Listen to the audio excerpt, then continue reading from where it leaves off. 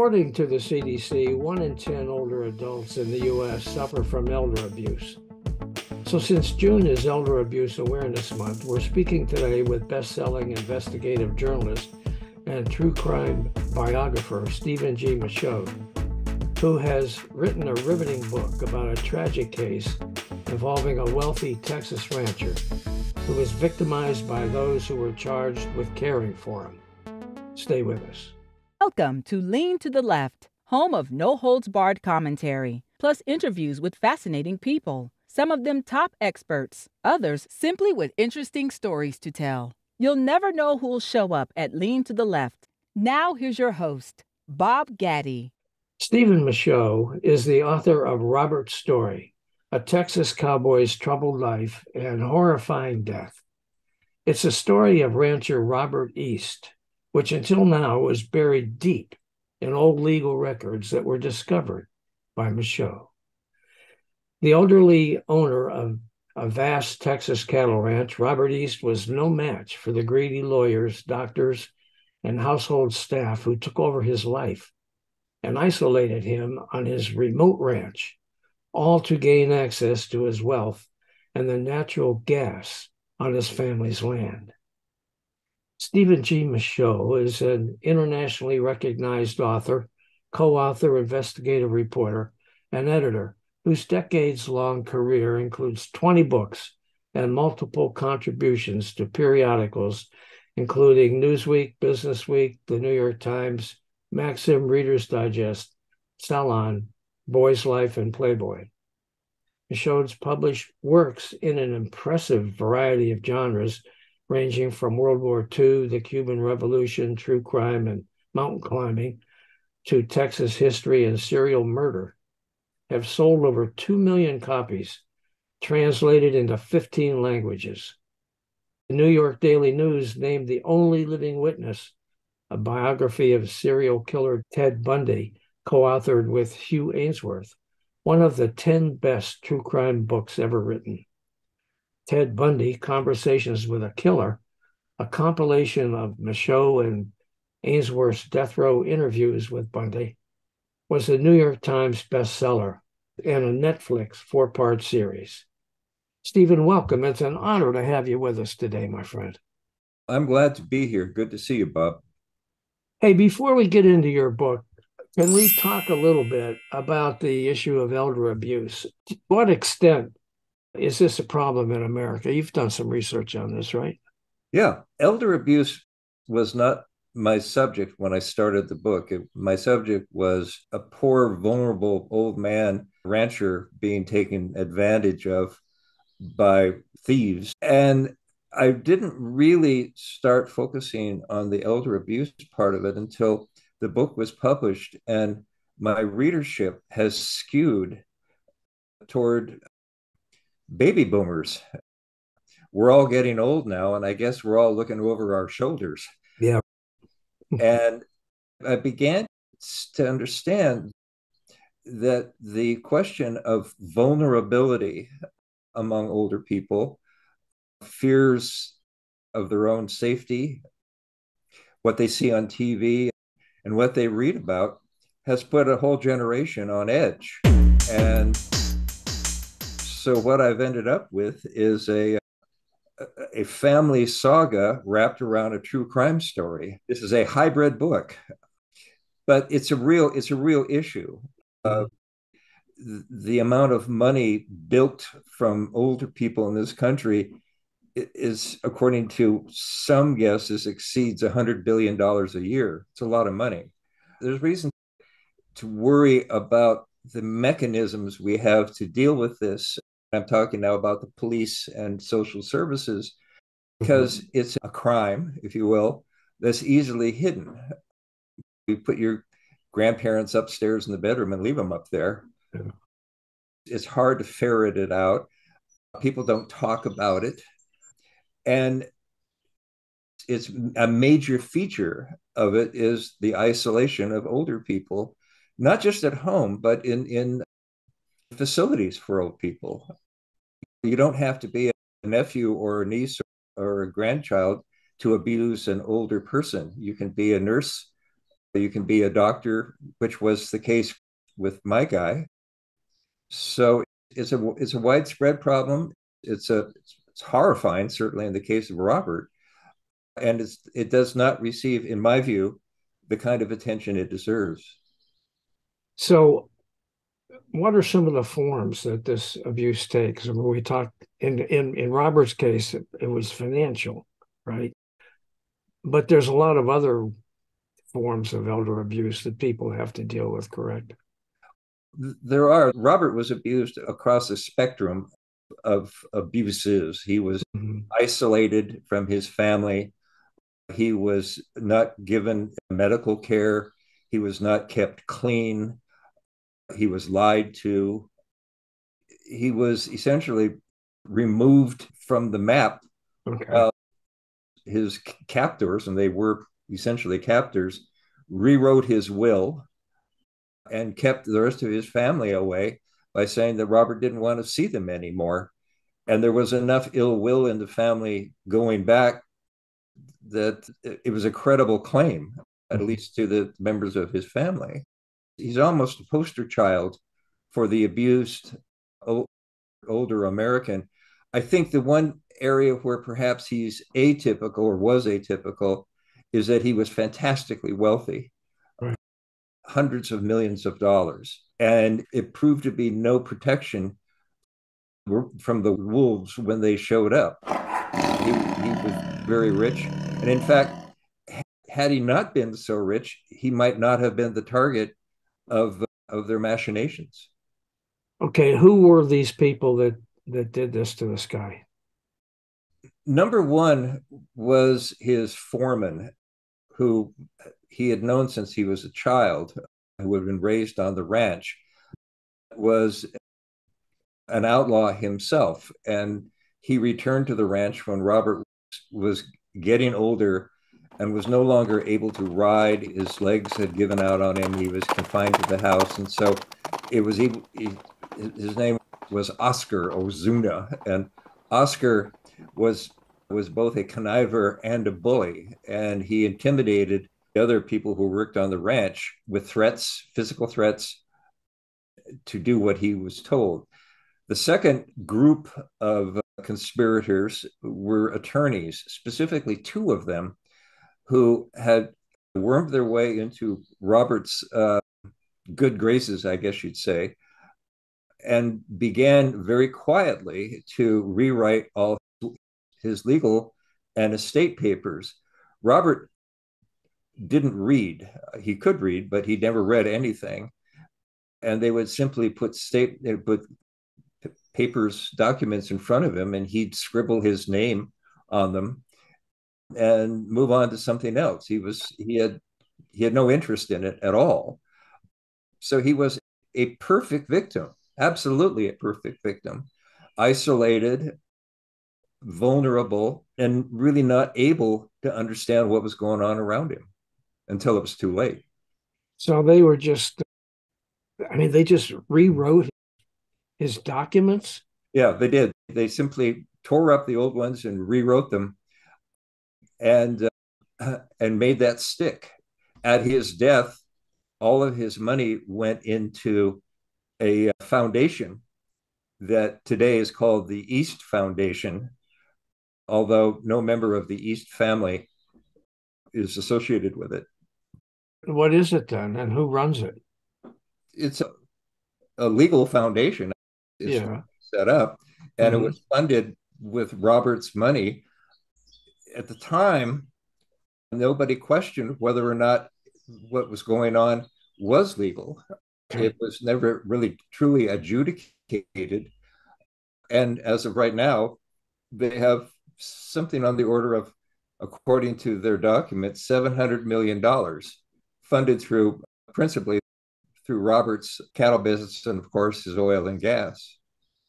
How is this money supposed to be used? The claim is that they're dedicated to promoting good ranch management, good ranch stewardship, teaching ranchers and other people how to raise cattle in the modern world on the same ranch land that you have wild animals as well. A point of explanation here in Texas today, land dedicated to deer hunting, land is much more valuable dedicated to deer hunting than it is to raising cattle, considerably more valuable. Wow. So, although they do raise cattle, like most ranches in Texas now, it's essentially it is becoming a place for hunting. That's what one of the shames is that Robert was vehement in his opposition to hunting on his land. He and his sister, who lived on the ranch their entire lives, did not believe in hunting. Okay. So the people that took over this foundation are using this money for exactly the opposite of what Robert would have wanted. It's not the ranch he would be running if he were alive today. Okay, so what did they do? They forged papers. Essentially, they stole his money, right? I don't know if you'd call it forging or not. What they did was they rewrote them and he signed Okay. them. And he But signed them. he Yeah. signed them.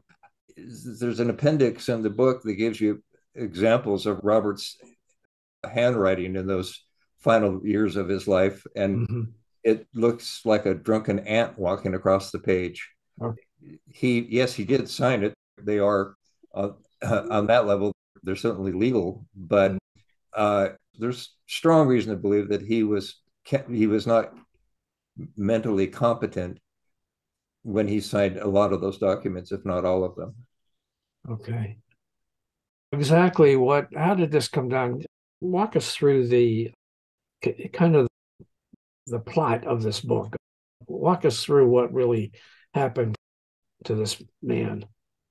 The book follows Robert from his boyhood in the Yeah. early part of the 20th century through the development of the East family built a ranch near the Rio Grande, and it thrived throughout the century until the 1940s and 1950s, when through deaths and other things, the ranch was basically down to Robert and his brother, Okay. his older brother, who his name was Tom. He died, leaving Robert basically alone on the ranch. And there was never any question that Robert was actually capable of running the ranch. He was a great cowboy, but he was not a good cattleman. And on top of that, he was isolated. So a ranch that had been very well run and very successfully for decades suddenly came to him, and he really didn't know what he was doing besides roping and chasing around after cattle. Okay. And lacking business acumen and lacking much knowledge of the greater world, he rarely left the ranch. He was an inviting target. Plus, the fact in the middle of it all, they found natural gas on his ranch. Okay. And the original well was, for a time, the most productive gas well in the world. And he was cashing checks in excess of $12 million a month for quite a while. He got quite wealthy. Yeah, I should say He so. never had any concept of what that really meant. Yeah.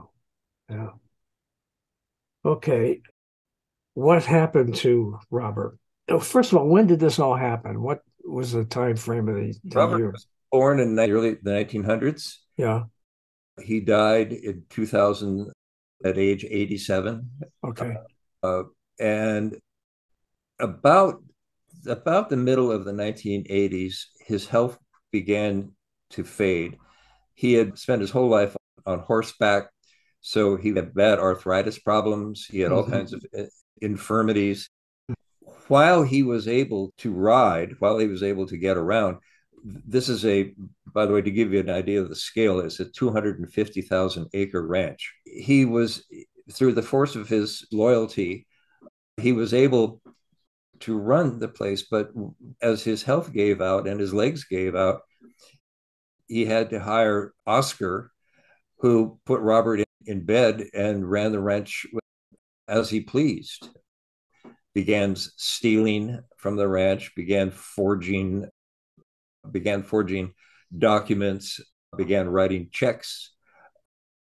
And Robert had no way of knowing what he was doing.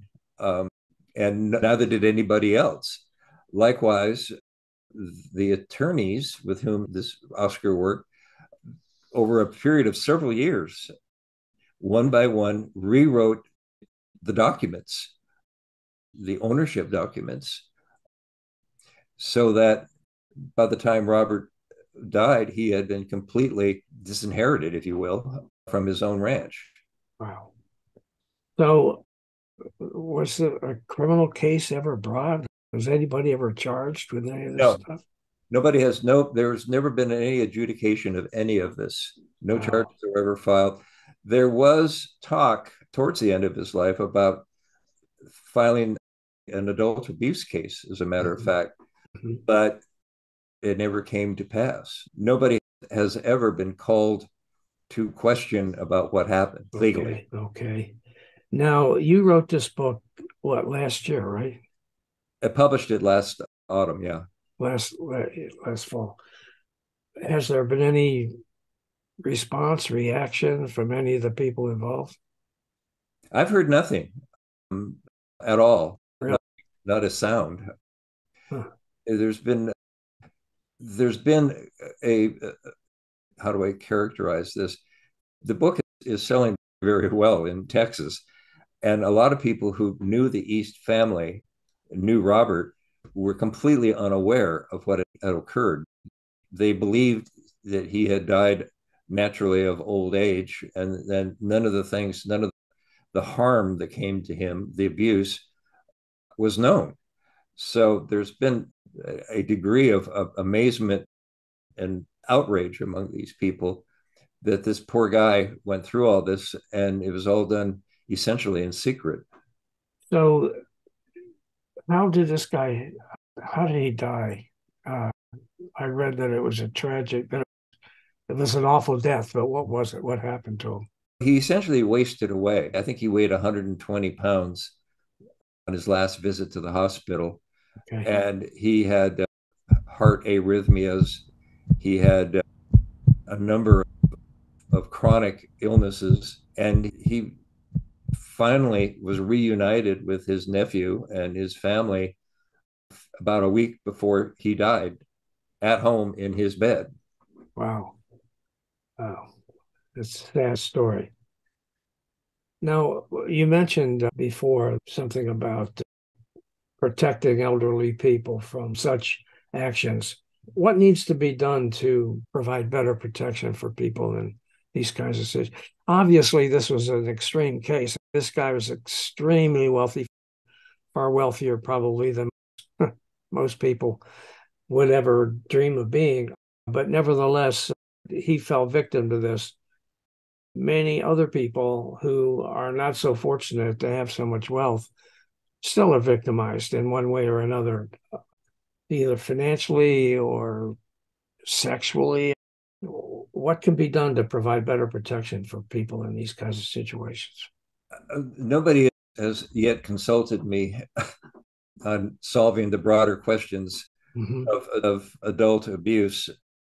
And I don't want to portray myself as an expert, but I can tell you what, from my experience, the key to addressing this issue is isolation. It's the one thing that almost every one of these cases shares, that the person, the target, if you will, is removed from the public view, from the family view.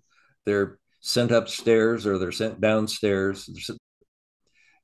They're essentially forgotten. And if you can devise a way that where, say, for instance, an agency of the government would have people routinely visit older people and actually see them and talk to them and gauge how they're doing, I think would go a long way. A considerable number of elderly people who are abused are from poor families. The reason there is a bit more obvious because they have limited resources and old people consume them. They don't produce things anymore. And so they get shunted aside. the American family is not quite as cohesive as it once was. So there's all manner of ways you can isolate an old person. You can put them into a facility where they're not particularly well taken care of, or you can just ignore them at home. They don't meet you on equal footing. They're infirm. Often they've lost some of their mental acuity, and they don't really have natural champions, if you will. And I'm not damning American society, but we do tend to warehouse them. So they have a kind of natural vulnerability that only intensifies the older they get. There's a center, it's called the National Center on Elder Abuse.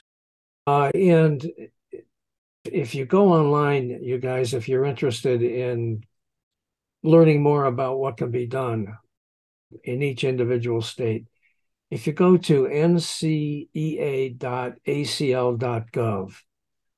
click on that, there's a whole listing of state resources by state that are available in cases where you might suspect elder abuse is taking place. So I highly recommend that you take a look at that. If you know of anyone who just might be a victim of this sort of activity that Stephen has written about in the case of Robert East. So I just want to bring that to your attention. You've written about outlaws and criminals, Stephen, from Ted Bundy to a rogue Trappist monk named Brother Leo. How does Robert's story fit into your true crime bookshelf? I think, as I said earlier, this is a true crime inside a family saga. It's a double decker because much of the book is taken up with watching the East family going from a bunch of immigrants from Illinois to becoming one of the premier ranching families in Texas, well known and well respected family, and the usual adventures that you associate with raising cattle out in the middle of nowhere. It's got all of that. Right in the center of it is this figure, this Robert, who he's been described as a man child, and to the extent I think that was accurate. Robert wasn't very smart. Robert wasn't very smooth. Robert really only wanted to ride horses and chase skirts. And he was good at both of those things. His favorite food was beef jerky. And Robert lived the Spartan existence. He was rich as Croesus, but he would wear his jeans until they practically fell off him. Wow. He never went anywhere. I did not ever find any evidence that Robert had ever left Texas. Wow. There's some reason to believe that he would visit on occasion brothels on the other side of the Rio Grande, but that was, or he would have girls in, so to speak. But that was it. He was an original, out in the middle of tough as nails cowboy, and with a real limited palate. And he spoke Spanish more than he did English. And his vocabulary is like that, right? But if you've ever heard Spanish spoken with a Texas accent, it's a bit of a treat. He was a one-of-a-kind creature, and he was also ornery as hell, and quick to take offense. He's not a naturally sympathetic person. You see what I mean? And yeah. How did you find out about this story? How did you find out about it? A friend of mine who knew the East family, who had actually helped me in an earlier book about the monk, right?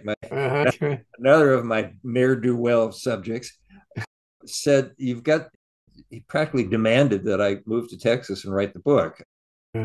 And with some hesitancy, I took on the case because it's really complex. It's 5 years writing this book, digging through all of these damn documents and Yeah. running down people who did not want to talk to me.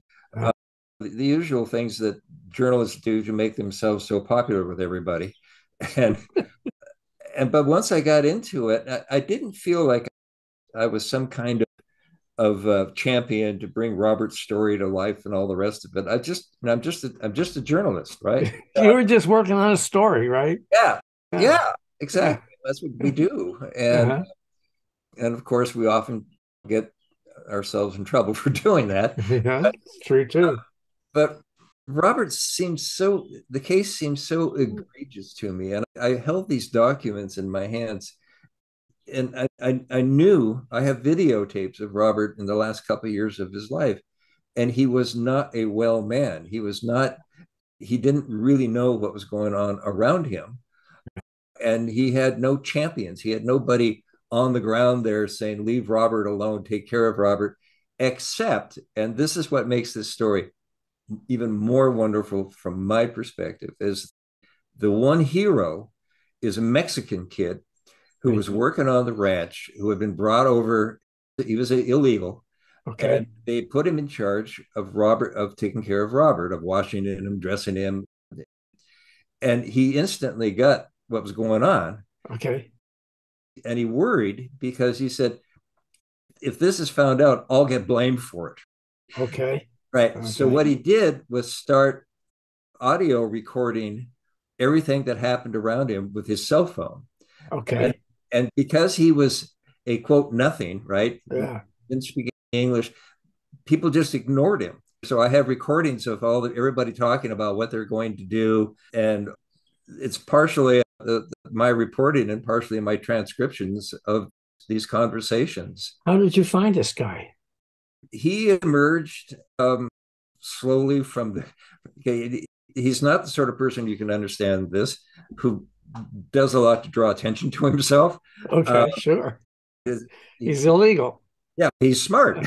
Yeah, yeah. He finally produced the tapes, and we were very hard to transcribe them because they're, some of it's in English, some of it's in border Spanish. They're, but there's a scene in the book where one of the attorneys has Robert on his deathbed, and he's looking down over on him, trying to get him to sign one more document. And Robert, with every last, almost his last breath, is saying no to him. And the guy in the end says, okay, then we'll pray. And that's the end of the scene. Okay. Yeah, this is my favorite character in the book. Okay. Yeah. So what is it's a hell of a job to write a saga like this. All the research, you said it took you 5 years. Yeah. What's the challenge? You had to talk to dozens of people that you had to chase down, and yeah, right? I don't speak Spanish. Okay. Yeah. So there's a start, right? Yeah, right there, Yeah. right. You know, after bueno, I'm toast. And then on top of that, I'm a Yankee, an object of fear and loathing. Well, you live in Texas, right? Yeah, yeah. My children were born in Texas, so they're Texans. But I remember in one of my earlier stories in Texas, I've written a lot about Texas. I was writing about wildcatters, and this group of them referred to me as the spindle-shanked frog from New York. Are you from New York originally? Yeah, I was working in New York for Newsweek at the time, but my children are proud Texans, but I can't claim it. So that was a problem. I knew that after a while I should not be driving alone at night anywhere down there. Okay. Why? What was going on? They still settle scores abruptly down there from time to time. You say down there, down where? East. It's generally called South Texas. It's the Rio Grande north up towards San Antonio, Corpus Christi, that part. It's a vast cattle growing region, and with no surface water, no permanent surface water, and no running water. So it's not for sissies down there, I'll tell you that. Yeah, but I didn't come to whine and moan about how hard my life is. I'm fascinated with the process of researching and getting this book together. I have done a little of that myself, and that's no easy thing. Did you have anybody coming after you, pissed off you were doing it? Threats, anything like that? No, I there were people who did not want to talk to me, and and they finally did because I'm so damn persuasive. Yeah, I was going to say, what'd you do to get him to talk to you? They resisted me in part just because I was not one of them, and that's Right, right. a very closed society. Yeah. Uh, that's But you seem like such a nice guy. I don't know why they wouldn't want to talk to you. Yeah, don't let my secret out. But it was difficult. I was helped immeasurably by the fact that Robert's nephew, Mike, who is a rancher himself, was determined, has been determined for a long time to get this story told. And he had run into lots of blowback in the community, largely because people couldn't believe that what he was saying was true. What happened to Robert boggles the mind if you think about it, and how it was able to go on for so long. And he was so completely relieved of every last thing that he had, and then and died an ignoble death. And yet there he is, as rich as you can imagine. It's the pieces don't fit together well. This money that was in his estate, it's now in this foundation, you said? Yeah.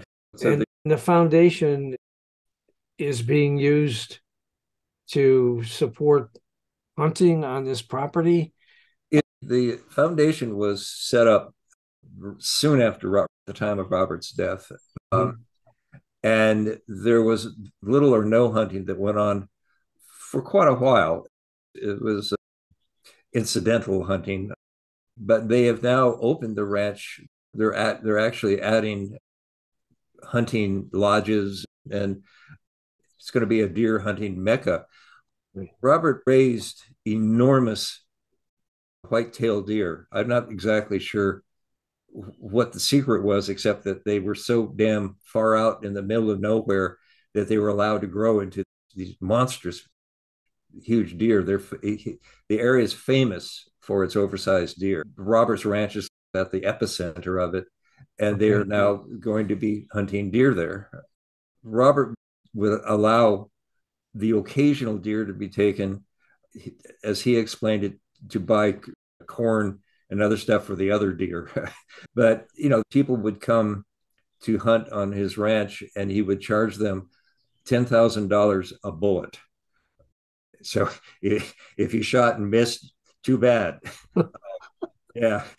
But it's a mecca. It's a hunting mecca. These people are getting rich. Yeah. Not only did they get rich by stealing this guy's money, but now they're getting rich by turning this thing into a hunting resort. Yeah. So it's not a working ranch anymore with cattle. They raise cattle. They have programs for children and the rest of it. And its stated purpose is to improve stewardship of the land and also to raise wild and domestic animals on the same land. Okay. That's how they describe themselves. Okay. Now the books that you've written, some 20 books, are they all based on fact? Yes. You accusing me of being a fabulist? No. They're not novels. No. Yeah. I've been accused of that, but I write nonfiction. Okay. All right. Let's see. Is there anything else we need to talk about in terms of the book Robert story, elder abuse, any of that? Anything? I think I would say just about the project is that the Mhm. combination of this big canvas Wild West stuff and then nitty gritty true crime was an interesting challenge because I had some days I put my Stetson on and some days I got out my six shooter. You Yeah. put your Stetson on. Why don't you have your Stetson on Speaking right now? figurative. Oh man! All right. Yeah. And it's also, as I've said, I was a stranger in a strange land. It wasn't too easy or difficult for me to figure out Uh, that I wasn't raised around there. who published this book? Actually, I published it. I Okay. a publishing company called the Coyote Press, Coyote Publishing, in part because when I took the project to New York, I couldn't find an editor who could appreciate what I had. And so I ran into what a lot of writers in Texas and other parts of the country run into is that, oh, it's a regional book. Okay. Yeah. And Right. so I said, screw it, I'll publish it myself. So you set up your own publishing company? I didn't buy presses and, you know, You did, huh? and hand print anything. It is the Coyote Press, Coyote Publishing. Okay. Yeah. Does Coyote Publishing publish anybody else's books besides yours? No, we're very exclusive. Okay. In Yeah. other words, if I wrote a book, you wouldn't publish it, huh? Let's talk about your finances and we'll see what we got. Oh, Right? I see. There you go. Since there aren't any finances, we don't have anything. Well, then you must be a writer. Exactly right. Oh man, Yeah. exactly right. Yeah. All right. So anything else we need to talk about? No, I promise not to complain about anything. So we're done. Hey guys, I hope you enjoyed this Lean to the Left video and that you learned something as well. Please come back on a regular basis and check out our interviews with guests on topics that I hope you find interesting, entertaining, and enlightening. And you can check out the schedule of upcoming shows, guests, and topics at podcast.leantotheleft.net. You can also subscribe to our audio version there or to our video shows here at YouTube. And follow us on social media. Facebook at the Lean to the Left Podcast, Twitter at Lean to the Left 1, Instagram at Bob Gaddy _Lean to the Left, and TikTok at Lean to the Left. Our goal is to be informative and entertaining as we and our guests comment on the latest developments in the news and about the social issues that concern us all. This is Bob Gaddy signing off for Lean to the Left. Thanks for sharing your time with us.